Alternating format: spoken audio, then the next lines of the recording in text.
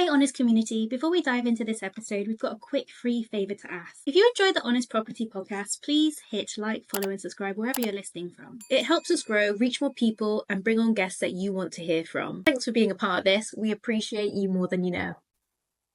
Hello and welcome to the Honest Property Podcast. We're your hosts, Becky and Ruth. And on this podcast, we love talking about all things that are about aligned wealth building and creative entrepreneurship and how to build a balanced way of building your wealth at the same time as living a great life. And on this podcast episode, we are honoured to excited. to have Saeed, Head of Marketing from Living Guardians.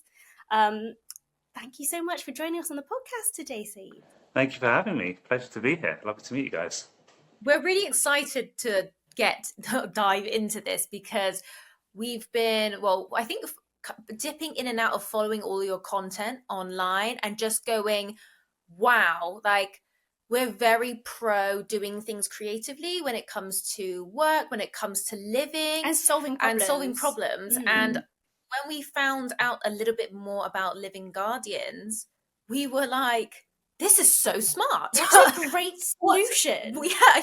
Amazing solution, especially for as millennials, with the cost of living being quite expensive and depending on where being able to live in places where there's opportunity without having such a high living cost. This is such a solution to that problem. So where do we, let's start from what are property guardians and how does it even work?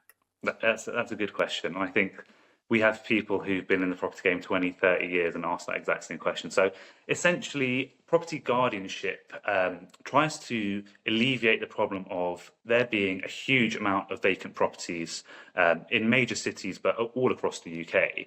And the fact that there's a number of people, particularly young people or key workers, who just can't afford to live in the areas that they work. Zones 1 to 2 are almost, impossible to live in for young people these days. So essentially, we act as the middleman, and we work with owners who have vacant properties, and with guardians who are looking for affordable housing, and essentially say there's a savvy way to solve both these problems and to bring these buildings that would otherwise be left sometimes for years upon years, bring them back into use, bring them back into community use, get people filling the buildings, keep it secure, look after the building, maintaining it throughout the period that we're in there, but also rebuilding those communities. Because what we notice is you close down a police station in an area and you lose access to 50 to 100 police officers who would go to the local pub, who will visit the local shops, who would have houses nearby and their kids go to local schools. And then you remove that, you essentially lose that whole part of the community. So guardianship essentially aims to put those communities back together and avoid the waste of a property just sitting empty, which for me as a born and raised Londoner, knowing how expensive property is sacrilege. Yeah, absolutely. I just love how you've coined. How long has Guardians been operating? So I noticed on the banner behind you, it says. Yes. Yeah. We're actually in our 15th year at the moment. So guardianship as a concept is, in the grand scheme of property, relatively new. It's something that started in Holland as an anti-squatting mechanism. And when the squatting rules in the UK came into force, so residential squatting, for example, was legal up until 2012. It's still legal in commercial properties. And so essentially guardianship was used as a deterrent for that. And then people realised along the way there's so many additional benefits to it in terms of affordable housing, in terms of stopping buildings going into complete disrepair. And essentially more people started rolling it out, and we're proud to say that we're kind of the leading provider now, having operated for 15 years. I love that. So we started investing about 12 years ago. So you were only a few years before we started investing, and I just cannot believe we didn't hear about this. I did. Did you? Yeah. I did. Yeah. Because I would have lived that way. Yes. Yeah. Well, it's interesting to say, like, what's your experience, or how did you first find out? Because that's the question I always ask people, because it's always a bit of a weird and wonderful story. I think I was a long time ago trying to figure out how to afford the cost of living. I was just looking for somewhere else to live, and I'm always open to creative ways of living, like house sitting. Like the Netflix series of How to Live Mortgage Free. Right. Like we're obsessed Love that creative kind of ways of living. It doesn't matter how much money you earn. It's about how much living smart. Yeah, living smart. If there's a better option out there, I will explore it. Obsessed with that.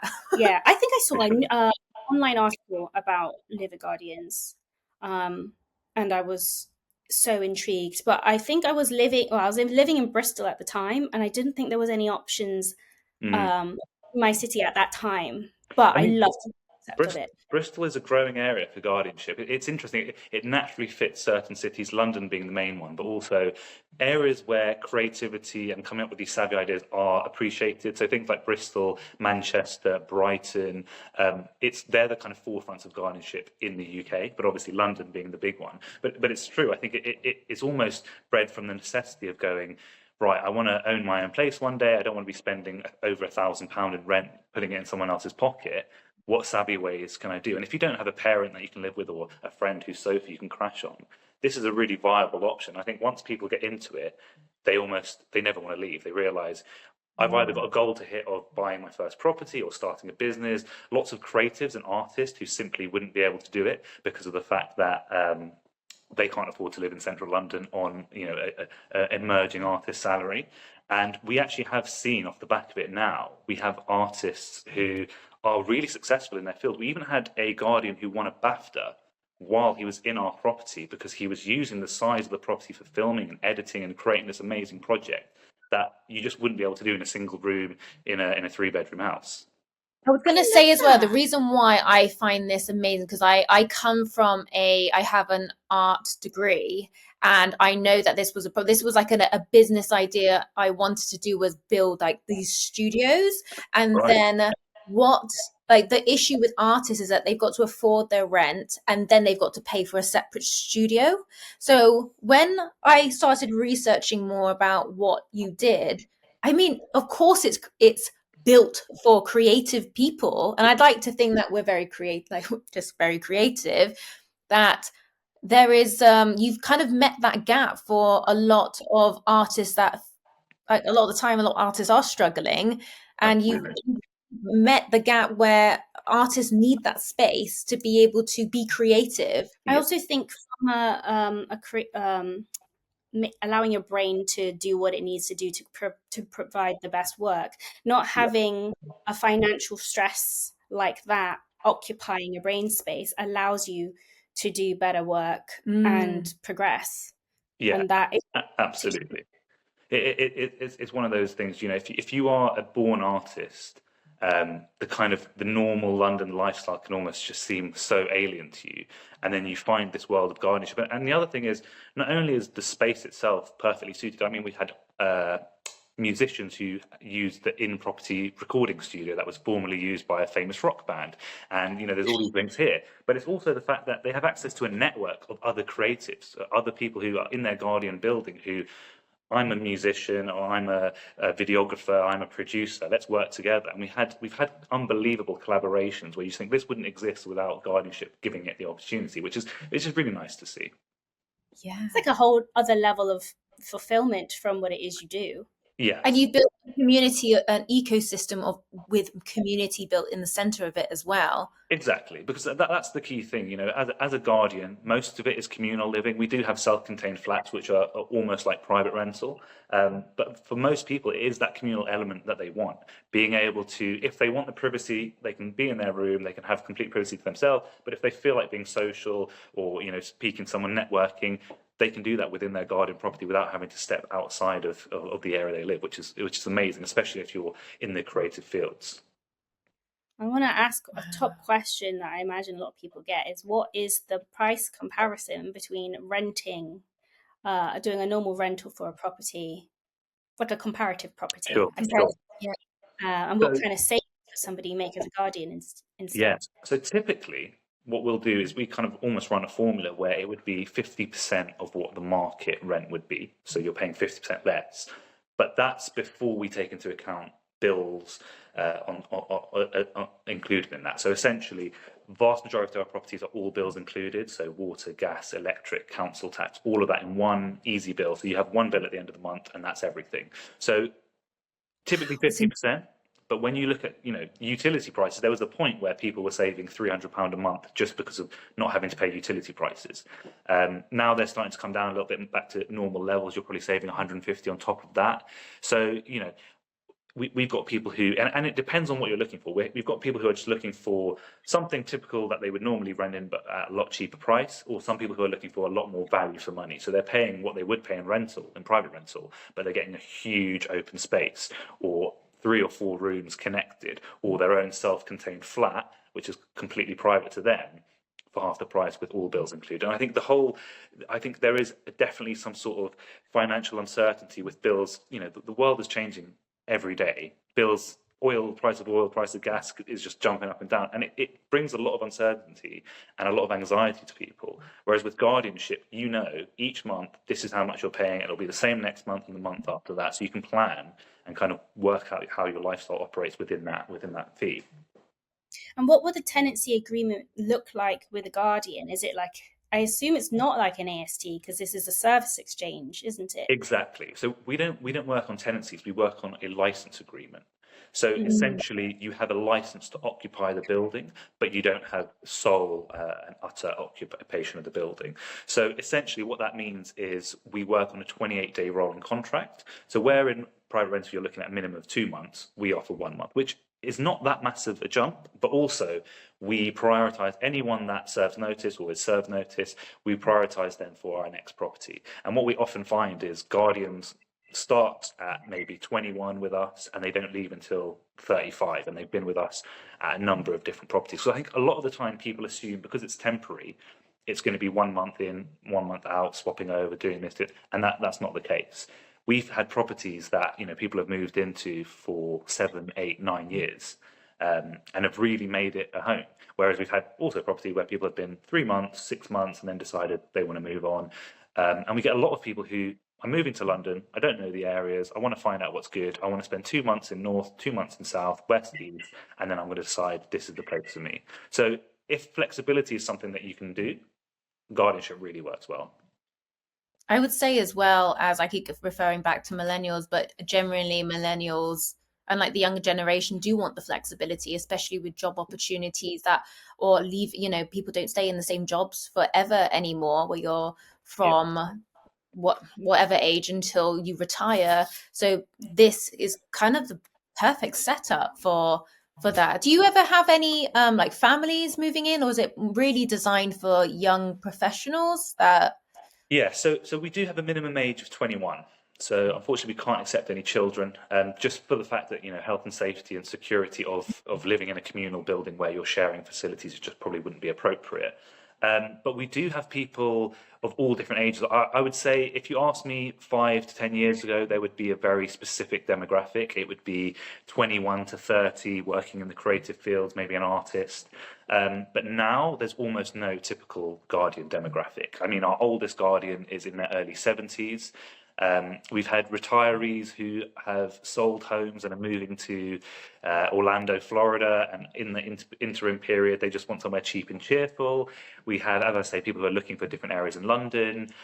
We had a guardian that I spoke to who sadly had a story where they were in their 60s and their partner passed away, and they were stuck in the flat, tied into a contract for another 6 months where they're paying these bills.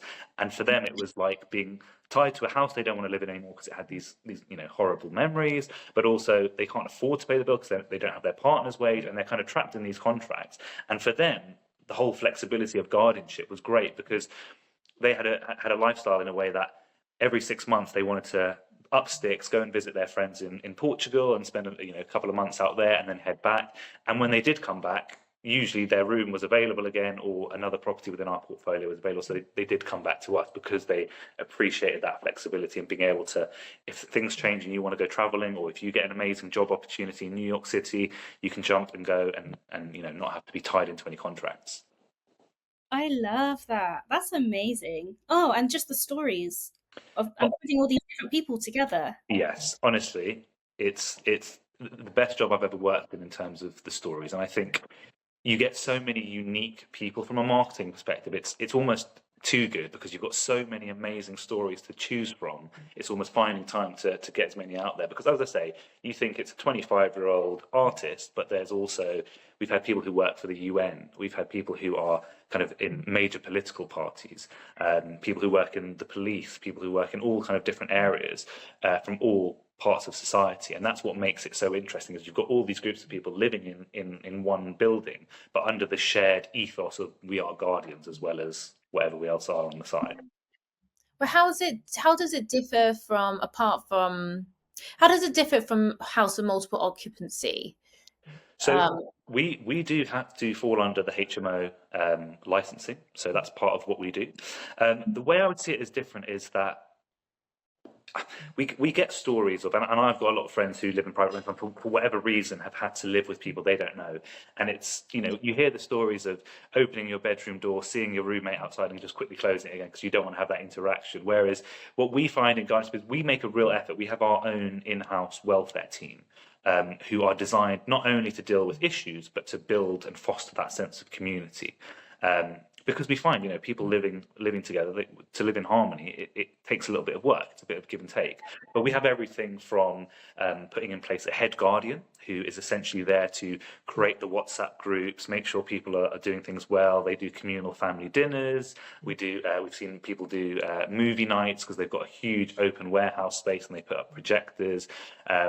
People coming from with different musical instruments and having jam sessions and things like that. So it is one of those, it's one of those things where you kind of walk into a Guardian building and you see it, and it's this organic human moment of people coming together. And it's the kind of thing, from a marketing perspective, you almost think it's money can't buy, because if you could spend £10,000 trying to create this scenario, and everyone would know it's just inauthentic, it's not the real thing. But you see these real organic human moments happening on a regular basis.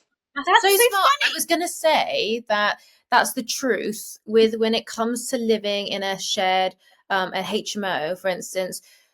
The difference with that compared to living guardians, from what I've just heard, is that you are making someone responsible. You're kind of making someone a parent of the community. Otherwise, nothing happens if you don't have someone responsible of bringing everyone together and nurturing everyone together, because it, like you said, it does take work. But when you're living solo in your own rooms and you've just closed the door, everyone's just thinking about themselves. Yeah, I can see how the community there would slip. No matter how beautiful you made a home absolutely. or the space, Yeah. you need someone to still take charge, because we are humans and we still look towards someone to Yes. tell us what to do, don't we? And that's it. We're very hands-on with it. It's funny because I often think, if we had the same scenario that we're in the office, and one of our guardians was asking for something of a private landlord, it just wouldn't get dealt with. The landlord's almost like, you pay your bills, you crack on and do what you need to do. As long as that money's hitting my bank account every month, we don't care. Whereas for us, we've mediated small arguments, or we've dealt with things where the welfare team have gone down and had surgeries with everyone, where we're talking, finding out what issues are you facing, what can we do to make your property experience better. And because we're so hands-on with it, it essentially avoids a lot of the issues that could end up becoming worse and worse later down the line. Because I think it's important to think, anyone in the property game, you're dealing with people's personal spaces. It's very emotional for them. It's tied to who they are. So you have to take that seriously and respect that. And I think for us, that's a key element of why I'm proud personally to work at Living Guardians in comparison to other companies. Is we're very hands-on with our guardians. We are there as a support system, and we want good people who also share that ethos of wanting to look after a property and build a community and make an area nice, rather than just, this is where I lay my head and pay my bills and then I'm gone out the next morning. Yeah, I was going to say as well, sometimes it could be easy as a landlord to not check in often, but you've put that into your system, that it's a priority, so that your guardians feel that they can come to you about anything. And I think that sometimes what we've seen in the landlording space is that can be neglected, and it's very much, okay, we've done our inspection, done, ask me anything. But sometimes a tenant may be afraid to say anything because if they say something, they're worried that their rent will increase, or they're worried they may have caused something, but didn't feel like they could speak up. But with your system, you've already built in so much communication that the guardians feel that it's normal to be able to communicate if there's a problem. Hey guys, if you're new to property investing, we know exactly how hard it is to figure out where to start. That's why we created the Beginner's Roadmap. It's your guide to mastering the fundamentals so that you can move forward with clarity and confidence. Just hit the link in the show notes. Now, let's jump back into this episode. And that's a big thing. And don't get me wrong, there's a lot of great, I think landlords in general get a bad rep as being this, ominous figure that sits somewhere else and just collects money. There's lots of great hands-on landlords. I think for us, it's just a case of we want to be out there on the ground. The people that make our business amazing are the guardians. That's the be all and end all. So we want to be on the ground, meeting them. We encourage our staff wherever possible to get down to the staff that are office based, and it builds real relationships. And some of these guardians, as I say, because they're not necessarily just renting for a year or two and then moving on. Some of these guys are with us. We basically see their whole journey from starting out as an emerging artist with very little money and just needing the most affordable place to now living in one of our largest spaces because they've got a studio and they're currently doing insane work for global institutions and things like that. It is amazing to see.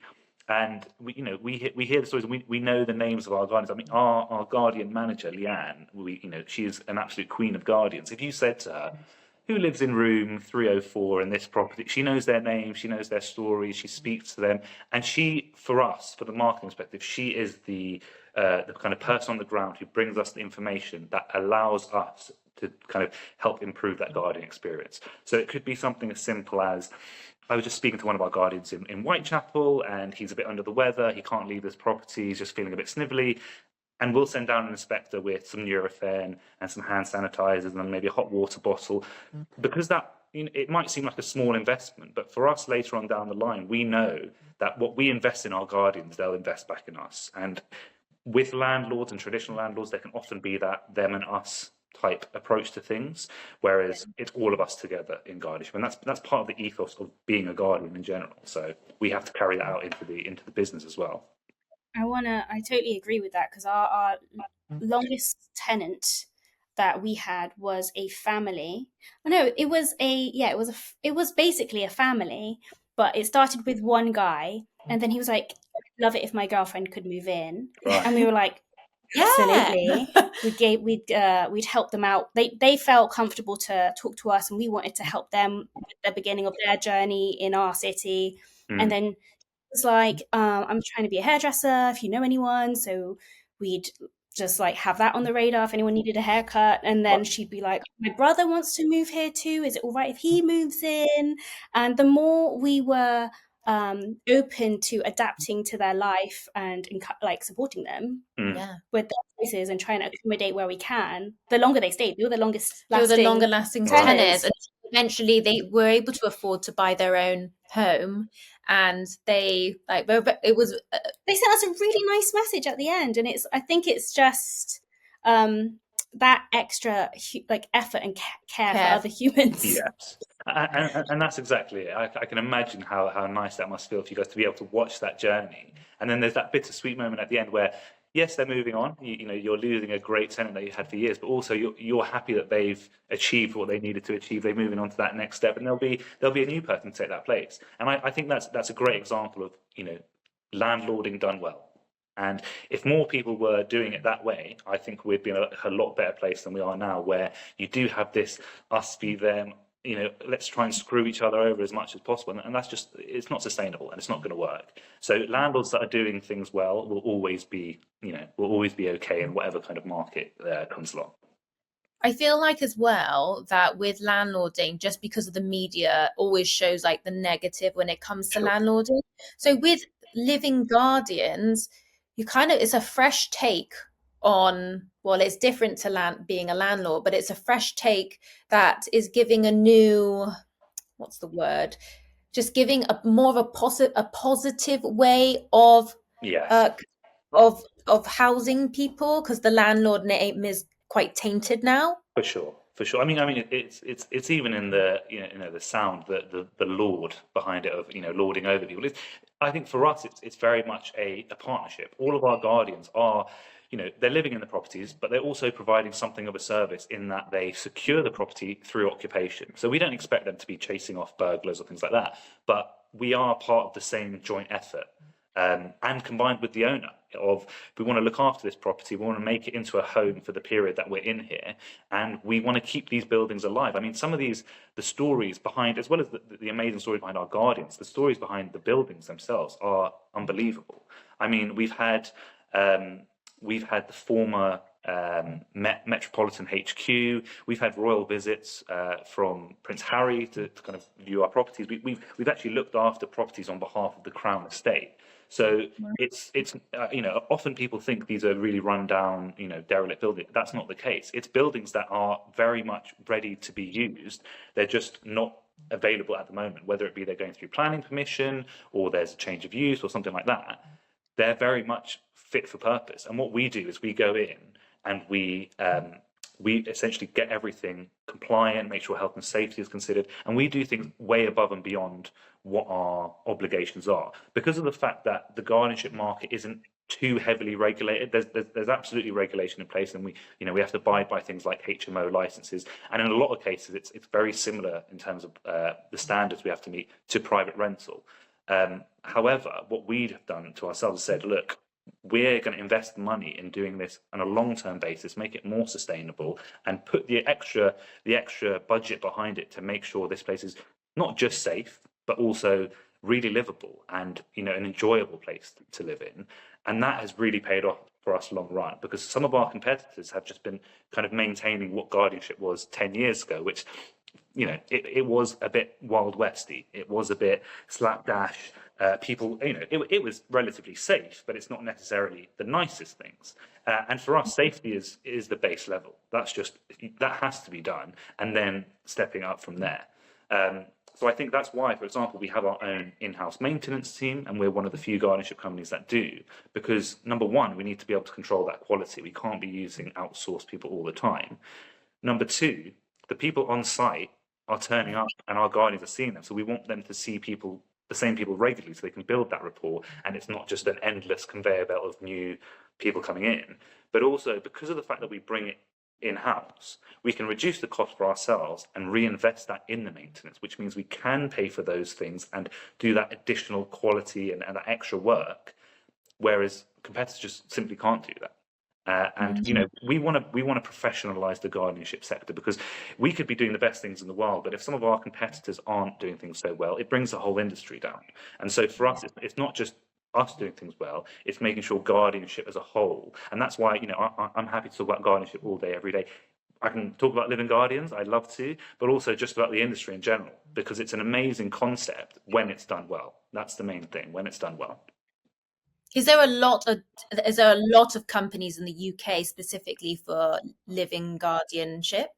Yeah, so the kind of the route to market for starting up a guardianship is relatively low. It's quite easy to start up a guardianship company, but like I say, there are kind of one or two man bands. So you might have one or two properties, or if for example yourselves, if you've got a lot of friends who have vacant properties within their portfolios that for a period of time, you can start your own guardian company. But it's not to say that you're going to do it really well. So I would say there's probably about 40 or 50 in the UK, but you almost always hear of 3 or 4. So we're part of, we founded an association to raise standards in the industry, and essentially reached out to all these guardianship companies and said, we want to do things above and beyond what our legal obligations are. We want to make these places not just safe and secure, but also enjoyable places to live. We want to set ourselves to these certain standards. They're quite high. We want you to jump on board with us. If you can meet these standards, let's start this association. And we had a few companies join. We've now got three companies in the association. So what I always say is, in the same way when you buy chocolate, you go for fair trade chocolate, or where you go for eggs, you might look for the Red Lion stamp of approval. We always say, if you're going to use guardianship, go for a PGPA approved company, because you're getting a much higher level of quality. You have an independent redress scheme. So if the guardians have issues or you have issues, you can go to someone independent. It's not just us making all the choices. We have independent property inspections, as well as our own property inspectors. We have people who are independent that will go and check our properties. And that way you can feel that sense of assurance that you've gone with a good provider, because you can probably find someone on the other side of things who may come across as a little bit cheaper or may be able to offer you some money as well on top. But it's the being able to sleep at night and knowing that your property is safe, it's secured, and the people within it are really well looked after. And that's why people choose Living Guardians when they come for guardianship. That's so good. You go first. I've been asking loads of questions. Yeah, I know we're made of questions for you today. I was thinking about the properties themselves, just to flip it on how that works as an advantage for the property owners. You've mentioned, you've touched on, there's a variety of properties that need this. So it's commercial properties as well as residential properties that you. Yes. Right. What about land? How does that work? Yeah, like if they were able to build a non-permanent structure. So we actually do have a second service offering, which is our live-in caretaker offering. So essentially, for more short-term, more flexible or higher risk, higher security sites, we can offer live-in caretakers. So where live-in guardians is often a zero cost approach for the owner doesn't pay. We make our money through the license fee to the guardian. Caretakers is a paid for service. But typically, we essentially thought there has to be a blend between a guardian and a security guard. Because security guards, you pay them by the hour, they're very expensive. And if you've got a large site, you need probably more than one, maybe one or two with dogs. So it can be prohibitively expensive, especially for kind of smaller businesses. So we thought, what if we partnered with a military charity and got military veterans who we know have the amazing security skills and have built up years of experience in these areas. These guys are very adept at protecting places with their lives. So, the level of security is up there. But there's also the problem of we have a lot of veterans who leave the military and have nowhere to live and have no career opportunities going forward. So we thought, this is what we do. Essentially, we connect up two problems and see if we can make a solution. And thank you. I'd like to take credit for it. It wasn't my idea. Who's listening to this? They're just clapping their hands like little happy girls. Thank you. So our founder and chairman, a gentleman called Arthur Duke, actually came up with this idea and thought, two problems, let's put them together, make a solution. So essentially what we do is we put these live-in caretakers who are ex-military, we get them all badged up in SIA, Security Industry Association badges, and give them an opportunity to use those skills going forward. So we'll put them in a property, they live within the property, which means we can massively reduce the security cost, typically 50% to 60% cheaper than traditional security, because the caretaker is living on site. So the caretaker also gets housing, which they don't pay for, they get a wage, and we have a team and a support network who will do everything from mental health support to career opportunities to what's the next stage after caretaking, and kind of what happens next for your journey. So the idea is that we hate waste. We don't want anything to go to waste, not opportunity, not people's careers and futures. So if we can find a way to connect these up and it works for everyone, happy days. Oh my gosh. I love these solutions. I feel like all of this has been really well thought through. And we agree, it's about being resourceful as well. That's that's what makes a really good business model, is like, how can you be the most resourceful with absolutely every single idea and execute it? I'm just so impressed. Thank you. Well, I mean, it's funny because to us it almost seems like a no-brainer, but it's still something that we need to, convince people of, because I think one of the main challenges from a marketing perspective is that a lot of what we offer seems, it's good for this, it's good for that, it's good for this happened. It almost seems too good to be true. And I've had conversations with people, they look at me and go, what's the downside? What's the negative? What's the secret? Let's get behind it. And I'm saying, there is no secret. It's people getting affordable housing, owners getting security often at no cost, buildings staying maintained and alive, and communities being supported because of that. And we do case studies of a building that's been with us and a building that's been left, and it's completely two different stories. And it's such a shame, especially, as I say, growing up in London, when you see how expensive it is, when you see how many people have struggled to ever buy a house in their entire lives, and then you hear a stat that says there's 1 million vacant properties across the UK, and every homeless person in the UK could have 3 properties to themselves, some of which are 4-story office blocks. It's almost, you know, it's almost hard to believe. And we kind of want to get involved in these conversations where it's absolutely true that we need to be building more homes and we need to be building more affordable homes, but we also need to be using the stock that we have there. And that's what stresses me out. And we almost want to say, let's not build new homes. Let's use these first and then see what we need afterwards, because it's crazy. It is crazy to us. But that's part of the fun of marketing at Living Guardians, I suppose. I mean, I'm just blown away. And I think really, like, the thing is with private landlords, we have to contend with the fact that you're likely going to need finance to afford these homes to give to people to rent out. And the cost of that finance in the first place, you obviously have to make sure that is so high now. You have to make sure that the rent covers that. And then, of course, pay you for going through the effort of doing that.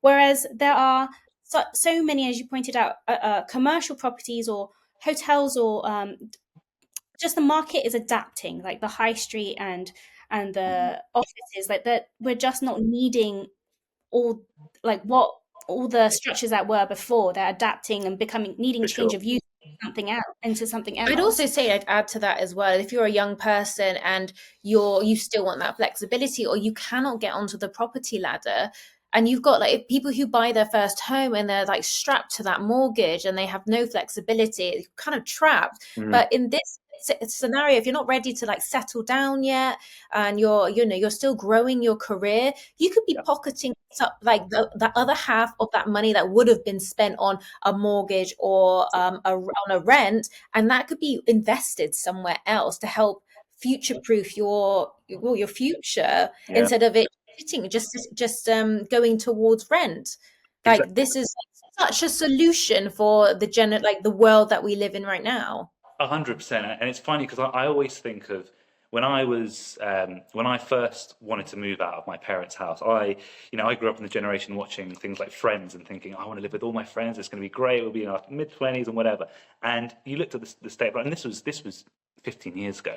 It's kind of 10, 15 years ago, showing my age. But it was just a case of going, my plan was always, I'm going to rent a one-bedroom flat with 3 of my friends, and I'll sleep on a sofa, one in the bed, and that's the way we live in central London. I have that lifestyle, and that was the only option. And when you ask someone of my parents' age who were able to buy a house when they were in their mid to late 20s, they're thinking, is it that bad out there? Is that how things how things have gone? Whereas with Guardianship, you can live that kind of bohemian, young, out in the city all the time. I mean, some of the locations of the properties we have are unbelievable. Where, we have a property where you step out of the door, you turn left, you take 15 steps, and you're at Bank Station.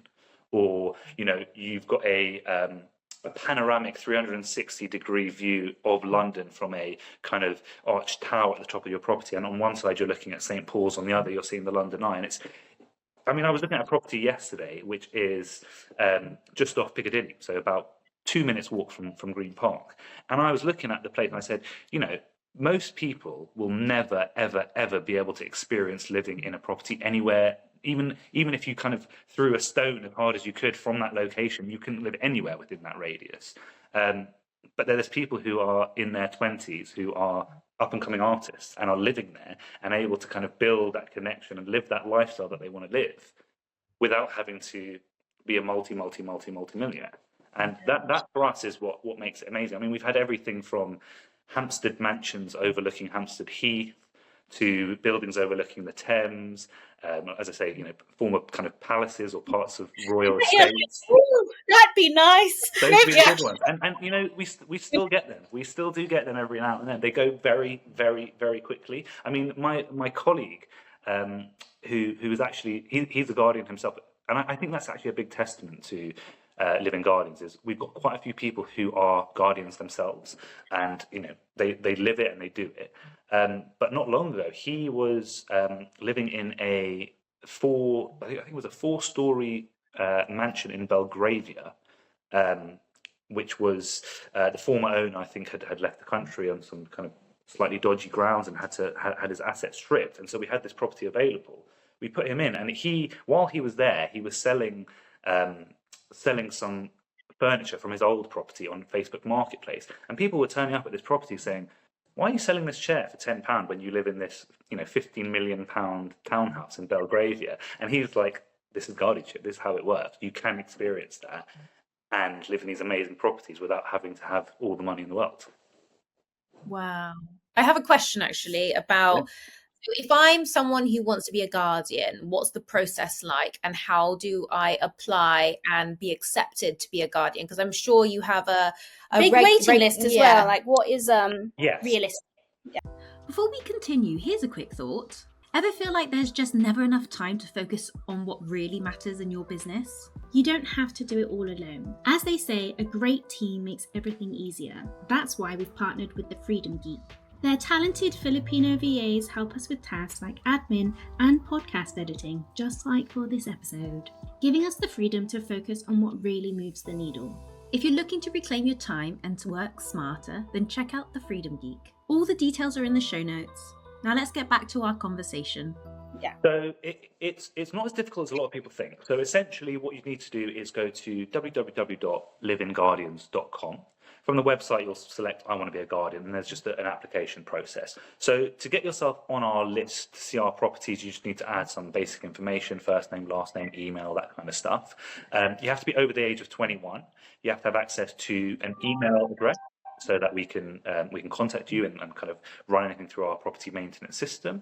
And essentially, you just have to be a reliable person, and provided you can, once you're on the list, you see our list of available properties, you find something you like, then we go through the typical vetting that you would get when you're going through private rental. So it's looking at bank statements, proof of work.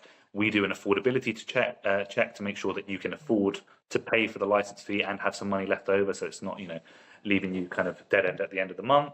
But then once you pass that vetting process, you're in, and you can kind of choose between a selection of our properties. And as I say, if your property does get served notice because we have to hand it back to the owner, you're going to get priority on whatever's available. And we're taking on new properties all the time. So could I just ask then that you then, if that they then have to move, because obviously that's a catch and that's what you've signed up for. So maybe live lightly with your in a suitcase or not, but it's you could end up being moved. But do you then try to relocate them close to where they were living before to make sure that it's not too long of a move? Exactly.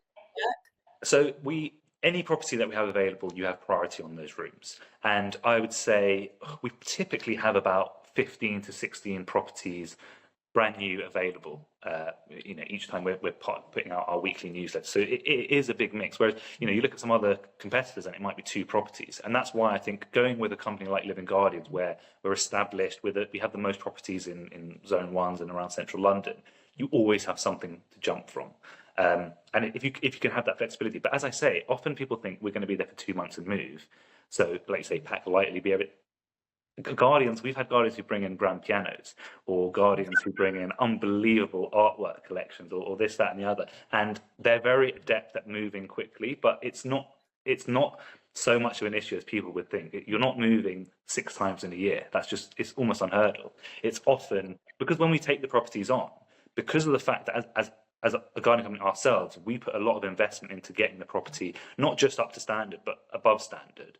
So we need to be able to make that initial investment back. So we don't take things on for a month at a time. That would just be insane. So you have. Could I ask also then, from the flip side, as the landlord or the owner of the property, say you had an empty property, whether it's residential or commercial units.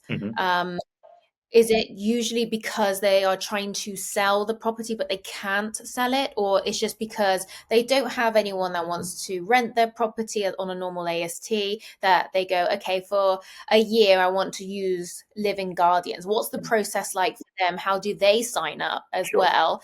How are they vetted? Sure. So typically it's because they're going through planning permission, but there's a range of reasons. Sometimes it's just that it's owned by an estate or a portfolio that has such an insane amount of properties that one being empty for a year, you can almost forget it. So it sounds crazy, but that exists. But same kind of process for owners.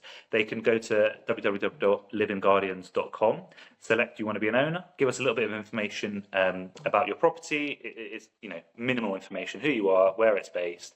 And then essentially one of our sales team, we're prided on the speed of our sales team in calling you back. So you can hold me to that. If they don't call you back same day, let me know and there'll be a problem. But essentially they'll get back in touch, ask you a few questions about your property, and then the main thing we want to do is come down and have a site visit. And what we want to offer to anyone obviously watching today is a free, no obligation site visit. So if you have a property, you're not too sure if it could work, let us do the work, let us figure it out for you.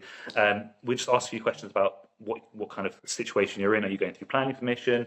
And then if it does work, we'll essentially come down on site, get your property up to standard if it isn't already, put in anything that's needed, if it needs extra kitchens, if it needs bathrooms, because obviously we have to comply with all the HMO licenses and standards.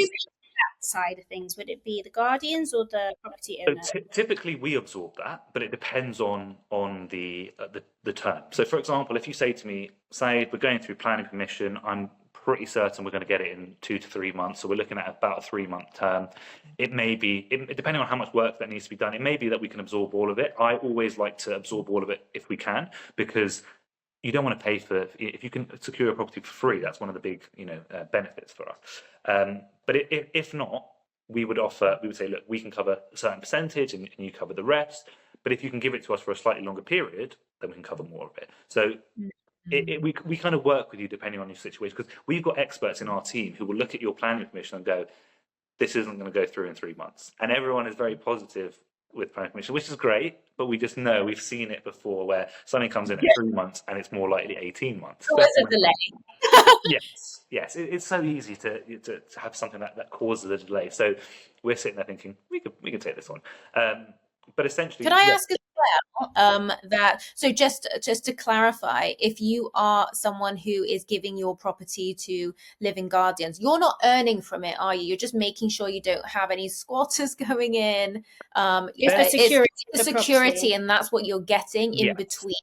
Yeah, there is potential, depending on, like, every deal we do is bespoke. There is potential to make a bit of money out of the property as well, which is, it's funny. It goes from, oh, it's costing me money, to, oh, it's free, this is great, to actually now I want a little bit of money as well, which, look, we understand it's a commercial business. That's how it works. So there is opportunity for that, but it, again, depends on the term. The longer you can give it to us, the better the deal that we can offer, essentially. And that's why it works so well for big government institutions who know we've got this building on and nothing really is going to get decided on this in the next 2 or 3 years, which sounds insane, but things move very slowly there.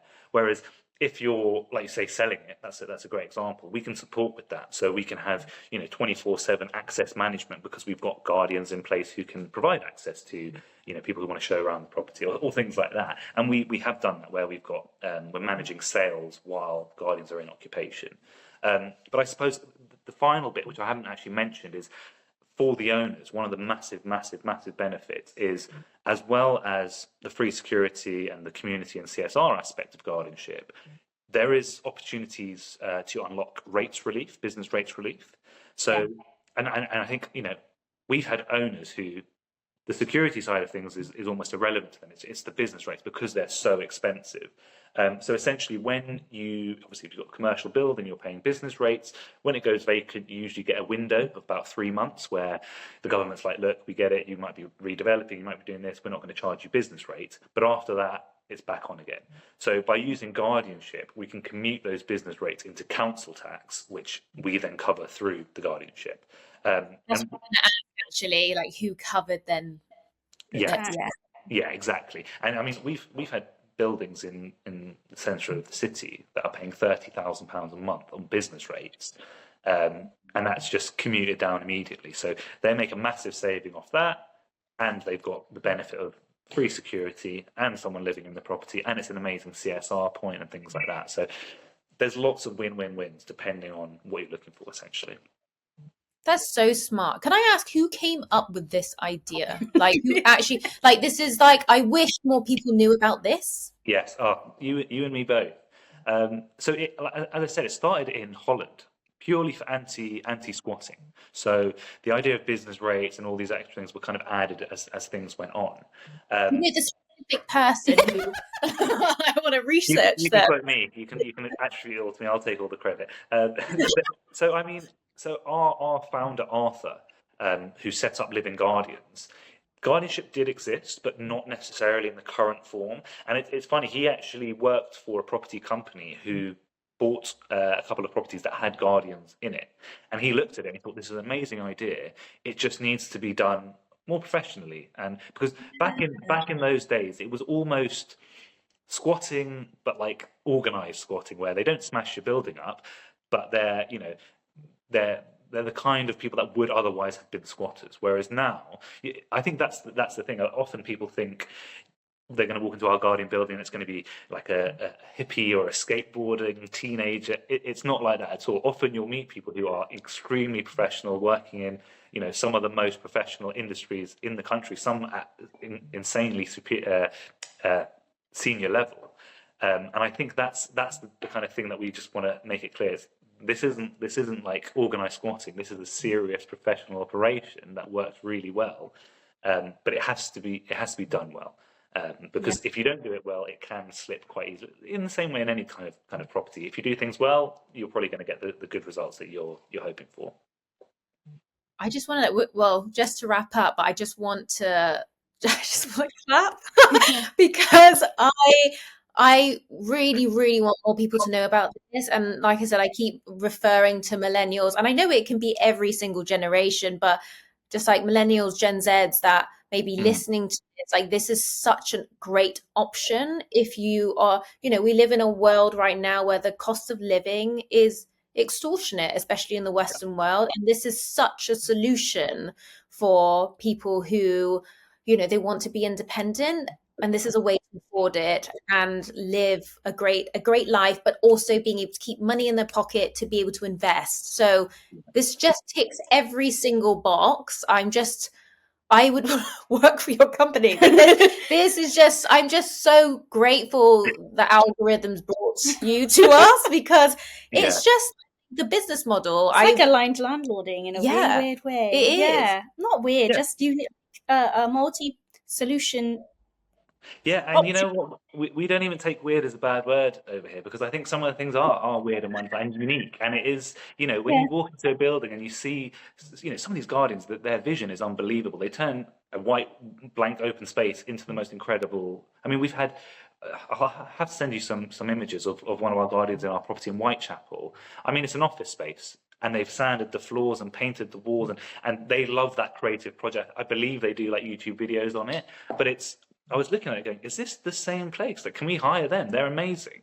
And, some of the stuff these guys do in their stories, I mean, I could speak to you guys all day about stories. I know the time is short, but honestly, it's a fantastic industry to be in. It's at the forefront. It's still early days for this industry. So we just see it going up and up and up. Yeah, I see that too. There's such a demand. I've got to say, I was going to lead on to this at the end of the episode for the question, but I just want to put it in now, that the stories behind everybody who lives there, if you find Living Guardians on Instagram, we were binging all the different kinds of people who live in all these different kinds of properties and what it's allowed them to do, and their diverse backgrounds. Like, you had a footballer, and then someone else was like, I had a basketball court or something as part of my property. I just thought, that's never hear that. I think being open-minded and allowing room for flexibility and diversity, and a different way of living. You don't need to live the way that your parents or grandparents did. Like, this is being creative in the economy that we're living in right now, and this is such a solution. You just got to get out of your own way. So that's it. So to wrap up this episode, even though we don't want to, we like to ask our guests this question, and it could be about absolutely anything. It could be about work, life, property, guardianship, or just your favorite meal from last week. It could be about anything. And the question is a fill the blank question. Honestly, the biggest lesson I've learned is ... Wow, that is a great question. I would say I think the biggest lesson I've learned is that it's easy to get in your own silo of working, of I need to bring more buildings on, fill more buildings, and kind of separate from the thing that makes working in the guardianship industry special and unique, which is the people. And I think it's always a reminder. I always say to myself, get out on the ground, because every minute you're spending in the office is great and you're doing work, but you're not amongst the real, you're not on the ground seeing the people, seeing it in reality. And I think a lot of people can do that, where they rise up the ranks through their businesses, or they grow their portfolio, and then they become numbers, or they become addresses and things like that, and you kind of step away from the people behind it. And I always say, look, property is a people business. It's from the people who, whether you're selling properties or you're letting the actual rooms out, it's a people business. And I think that's the main thing that people need to think about. Keep the people at the heart of your business, in the same way our guardian manager Leanne does. She's always advocating for our guardians. They're like her children, which I think is a great way to think about it. And it's not about being in charge. It's about being responsible for the people in your charge. That is the main thing for us. So take that responsibility well. It's an amazing responsibility to have, but it's also a very, very important, precious responsibility. So take that responsibility seriously. Focus on your people, and the rest of it kind of all comes together naturally. That's my biggest takeaway. Yeah, and then also, and from a business perspective as well, that if you treat the people right, then that's already an amazing word of mouth, because they felt valued. Exactly. And I always say, treat the people well who treat the people. So it's your team that you need to look after. They'll look after your customers, and then the business kind of looks after itself. That's the key thing. Wonderful. I think that is a resounding message that does need to be spread far. So where can everyone find you? I know we've mentioned Instagram and we've mentioned the website. Is there anywhere else that they can find you? We're also across TikTok. So we do a lot of great Guardian content showing inside the places. But also, if you're an owner, check out our LinkedIn. It gives you a lot of the reasons why, some of the reasons you may not have thought, or the things that happen to empty buildings that you might think, is that real? Do people actually do that? It is. Squatters are organised now. Vandalism, it's on the rise. And also, with that whole broken window theory, one window breaks, it brings and breeds more stuff. So get on it early, get in touch with us. Let's work together and build a bit of a partnership and work out what the best solution is for your property, because every property is unique, and we'll find a solution that works for everyone. And I guarantee, it's a better solution than just putting a nameless, faceless security guard in there. It's going to cost you more. That's not going to support the community, and it's going to make your building look like a dangerous, site to be. Come with Guardians, and I promise you'll prefer the alternative. Wonderful. I'm going to put all of the links to the Living Guardians in the show notes below. Honestly, we could keep talking. I'm just so impressed. Yeah, thank you so much, Steve, for being on this episode and filling us in, because yes, we did come up with a ton of questions. So I really appreciate you coming on and filling us.